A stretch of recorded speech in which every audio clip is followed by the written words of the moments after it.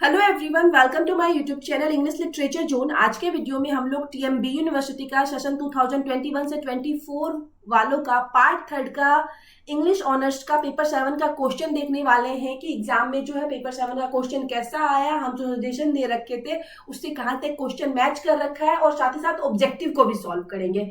तो अगर आप लोग मेरे चैनल के थ्रू प्रिपरेशन कर रखे हो ना, तो आप लोग कमेंट करके बताना कि आप लोग का पेपर 7 का एग्जाम जो है वो कैसा रहा और कितना ऑब्जेक्टिव सही हो रखा है। ठीक है, तो शुरू करते हैं। हमेशा की तरह जो टाइम है, आपको 3 आवर मिलता है ऑनर्स पेपर के लिए और 100 मार्क्स का आप लोग का एग्जाम होता है। उसके बाद हम लोग सबसे पहले नंबर 1 वाला क्वेश्चन देखेंगे। आप लोग को पता होगा कि पेपर 7 और पेपर 8 में जो लॉन्ग क्वेश्चन आता है ना, वो 16 मार्क्स का आता है। साइड में 16 लिख रखा है, इसका मतलब है कि ये 16 मार्क्स का क्वेश्चन है।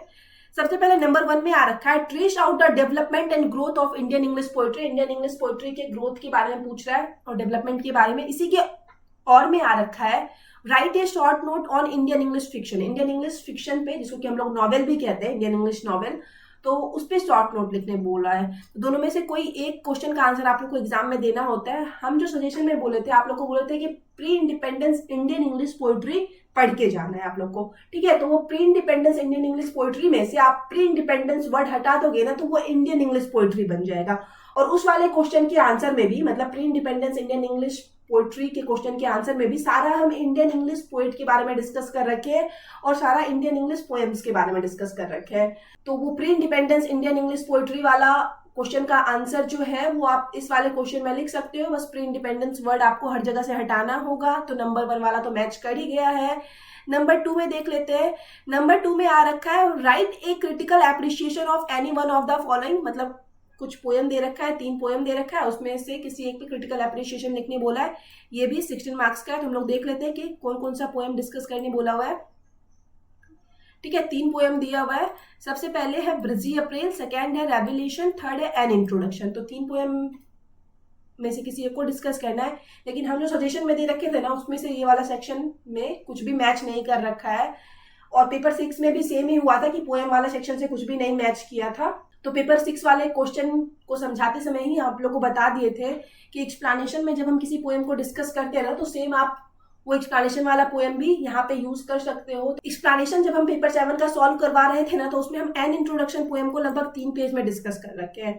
तो वो एक्सप्लेनेशन वाला सेक्शन से आप एन इंट्रोडक्शन पोएम यहाँ पे लिख सकते थे लगभग 3 पेज में। हम बताए हैं आप लोगों को कि कोई भी क्वेश्चन छोड़ना नहीं है एग्जाम में, हमेशा कोशिश करना है दिमाग लगा के उसका आंसर लिखने का। छोड़ने से नंबर कम हो जाता है। ठीक है, तो ये वाला सेक्शन कंफर्म आप लिखे होंगे, क्योंकि हम पेपर 6 में ही ये चीज आप लोग को बता दिए थे, क्लियर कर दिए थे। अब इसी के और वाले सेक्शन में है, क्रिटिकली इवेल्युएट टोरू दत्त और Nissim Ezekiel as Indian English poet. Toru Dutt और नजीम एज़ेकिल को as an Indian English poet discuss करना है, किसी एक ऑथर को डिस्कस करना है। तो ये हम इंपॉर्टेंट नहीं बता रखे थे, क्योंकि हम इस वाले सेक्शन में से 2-3 पोएम रिकमेंड कर रखे थे। ठीक है, तो बता दी कि पोएम वाले सेक्शन में आप कंफर्म थोड़ा बहुत दिमाग लगाए होंगे, तो एन इंट्रोडक्शन पोएम कंफर्म लिखे होंगे।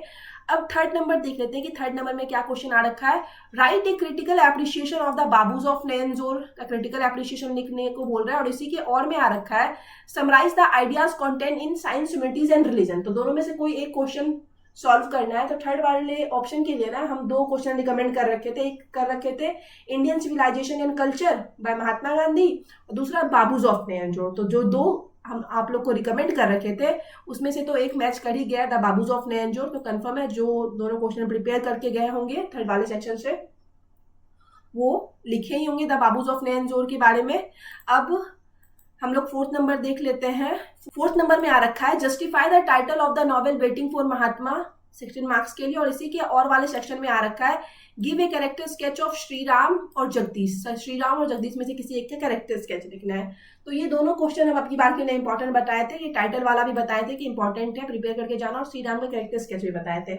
दोनों में से कोई एक भी अगर आप किए होंगे तो कंफर्म एग्जाम में आप अच्छे से आंसर लिखे होंगे 4 नंबर वाले का। तो ये तो मैच कर ही गया है जो हम रिकमेंड किए थे उसी में से। अब 5th नंबर में आ रखा है, explain the following passage with reference to the context, जिसको कि हम लोग एक्सप्लेनेशन भी कहते हैं। 8 to the 16 मार्क्स का एक्सप्लेनेशन आ रखा है। पहला जो एक्सप्लेनेशन आता है ना, वो पोएम से आता है। तो पोएम से जो एक्सप्लेनेशन आ रखा है वो इस तरीके से शुरू है, my soul on horizon widens to measureless sight. और इसी के और वाले सेक्शन में है, O I am tired of painted roofs and silken. तो दोनों में से किसी एक एक्सप्लेनेशन को सॉल्व करना होता है। ठीक है, दोनों अलग अलग पोएम का एक्सप्लेनेशन दिया हुआ है। जब हम पेपर 7 का एक्सप्लेनेशन सॉल्व करवा रहे थे ना, तो उसमें सबसे पहला एक्सप्लेनेशन जो इंपॉर्टेंट बताए थे, मतलब सबसे पहला एक्सप्लेनेशन जो सॉल्व किए थे ना, वो यही वाला लाइन कर रखे थे कि my soul on horizon widens to measureless sight.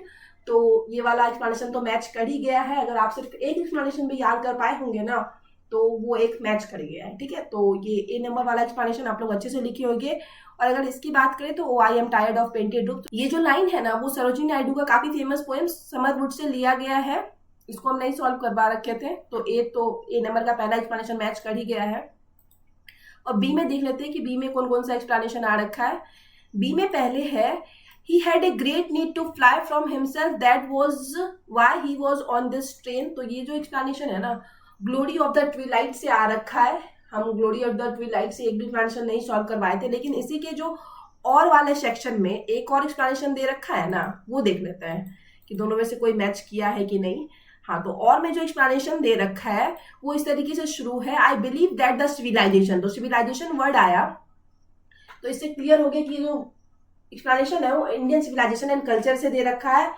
और आप लोग को हम इंडियन सिविलाइजेशन एंड कल्चर का एक ही एक्सप्लेनेशन सॉल्व करवाए थे, और उसमें ये वाला लाइन हम बता दिए थे कि इंपॉर्टेंट है, अब की बार एग्जाम में आ सकता है। और आप बस ये सिविलाइजेशन वर्ड देख के समझ जाओगे कि वो महात्मा गांधी के से इंडियन सिविलाइजेशन एंड कल्चर से लिया गया है। तो ये बी का भी और वाला जो ऑप्शन एक्सप्लेनेशन है ना, मैच कर गया।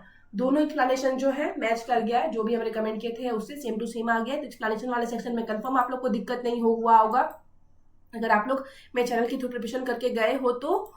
अब 6 नंबर में देख लेते हैं। 6 नंबर में आ रखा है choose the correct answer of the following. It means objective आ रखा है 2 10 20 मार्क्स का ऑब्जेक्टिव है। हर ऑब्जेक्टिव 2-2 मार्क्स का है, टोटल 10 ऑब्जेक्टिव है।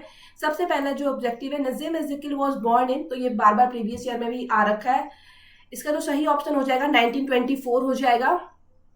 ठीक है, तो पहला का सही ऑप्शन 1924। उसके बाद हम लोग सेकेंड ऑब्जेक्टिव बी नंबर वाला देख लेते हैं। बी में आ रखा है untouchable is a creation of, कि अनटचेबल जो बुक है ना, वो किसके द्वारा लिखी गई है। आप लोग को पता होगा कि अनटचेबल जो है वो मुल्कराज आनंद की बुक है। ठीक है, तो यहाँ पे बी नंबर वाला का सही ऑप्शन मुल्कराज आनंद होगा।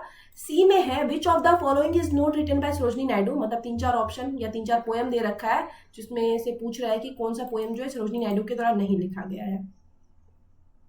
तो अगर हम लोग चारों पोएम को देखें तो village song, rose of god, summer wood, the queen rival, तो इसमें से जो है ना रोज ऑफ गॉड, ये सरोजिनी नायडू के द्वारा नहीं लिखा गया। रोज ऑफ गॉड जो है ना, वो श्री अरबिंदो की कविता है। बाकी 3 village song, summer wood, the queen rival, summer wood से तो अभी पोएट्री वाले सेक्शन में एक्सप्लेनेशन भी आ रखा था। तो ये 3 जो है सरोजिनी नायडू का पोएम है। एक जो अलग है वो रोज ऑफ गॉड है, तो सही ऑप्शन जो है रोज ऑफ गॉड होगा। इसके डी में आ रखा है Bharati is a character in, Bharati जो कैरेक्टर है वो किसमें है, तो काफी इजी क्वेश्चन है ये वाला। भारती जो कैरेक्टर है वो आप लोग को पता होगा कि वेटिंग फॉर महात्मा में है, क्योंकि आप लोग के सिलेबस का ही बुक है वेटिंग फॉर महात्मा। तो ये तो काफी इजी ऑब्जेक्टिव था। उसके बाद ई नंबर में है for which novel did are के नारायण रिसीव साहित्य अकेडमी अवार्ड, ये किस नॉवेल के लिए जो है आर के नारायण को साहित्य अकेडमी अवार्ड मिल रखा है। तो जो सही ऑप्शन होगा द गाइड होगा। बार बार ये वाला क्वेश्चन जो है पूछता है, प्रीवियस ईयर ऑब्जेक्टिव में भी बहुत टाइम आ रखा है। तो ये वाला ऑब्जेक्टिव भी इजी था, मतलब अभी तक जितना भी ऑब्जेक्टिव आया हुआ है ना, ये सारा प्रीवियस ईयर से रिपीटेड ही है। और प्रीवियस ईयर का सारा ऑब्जेक्टिव हम सॉल्व करवा के ऑलरेडी वीडियो अपलोड कर रखे हैं। पेपर 7 के ऑब्जेक्टिव पे 2 वीडियो अपलोड है, इसी तरह सेम पेपर 8 के भी ऑब्जेक्टिव पे 2 वीडियो अपलोड है। अब एफ नंबर में देख लेते हैं। एफ में आया हुआ है the name of Kamala Das autobiography is, ये जो ऑब्जेक्टिव है ना एफ नंबर का, ये हम पहली बार पढ़ रहे हैं। मतलब हमको जितना याद है, जितना वो ऑब्जेक्टिव सॉल्व करवाए पेपर 7 का, तो शायद ये क्वेश्चन नहीं पूछा हुआ है। तो कमला दास की जो ऑटोबायोग्राफी का नाम था ना, वो माई स्टोरी था। ये माई एक्सपेरिमेंट विद ट्रुथ नहीं होगा। माई एक्सपेरिमेंट विद ट्रुथ जो है वो तो महात्मा गांधी का ऑटोबायोग्राफी था। सही ऑप्शन जो होगा इसका माई स्टोरी होगा। The name of Kamala Das autobiography is my story. F नंबर का हम लोग सॉल्व कर लिए। अब हम लोग जी नंबर का देखते हैं। जी में आया हुआ है the short story the glory of twilight has written by, की जो शॉर्ट स्टोरी आप लोग के सिलेबस की है द ग्लोरी ऑफ ट्विलाइट, उसको किसके द्वारा लिखा गया है। तो आप लोग को पता होगा, काफी इजी ऑब्जेक्टिव है ये, भवानी भट्टाचार्य के द्वारा लिखा गया है ग्लोरी ऑफ ट्विलाइट का। ये भी प्रीवियस ईयर से रिपीटेड ऑब्जेक्टिव है। उसके बाद एच में दे रखा है who of this is not a character in waiting for Mahatma, मतलब कुछ कैरेक्टर्स का नाम दे रखा है, पूछ रहा है कि इसमें से कौन जो है वेटिंग फॉर महात्मा का कैरेक्टर नहीं है। तो देख लेते हैं कौन कौन सा ऑप्शन है।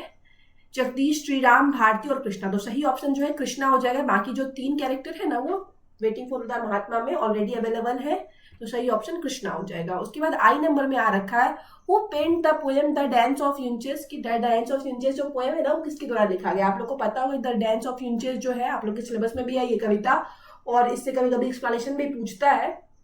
ये कमला दास की कविता है। तो अगर इस वाले ऑप्शन में कमला दास का नाम दे रखा है तो वही सही ऑप्शन होगा। देख लेते हैं हम लोग। तो दे रखा है 4 नंबर में, ठीक है। तो सही ऑप्शन क्या हो जाएगा कमला दास। तो द डांस ऑफ यूंचेस जो है वो कमला दास की पोएम है। अब सबसे आखिरी ऑब्जेक्टिव है जे नंबर का 10वां ऑब्जेक्टिव है आर के नारायणाज मालगुडी इज, कि आर के नारायण जो अपने नॉवेल में बार बार एक जगह का नाम यूज करते हैं मालगुडी, वो क्या है।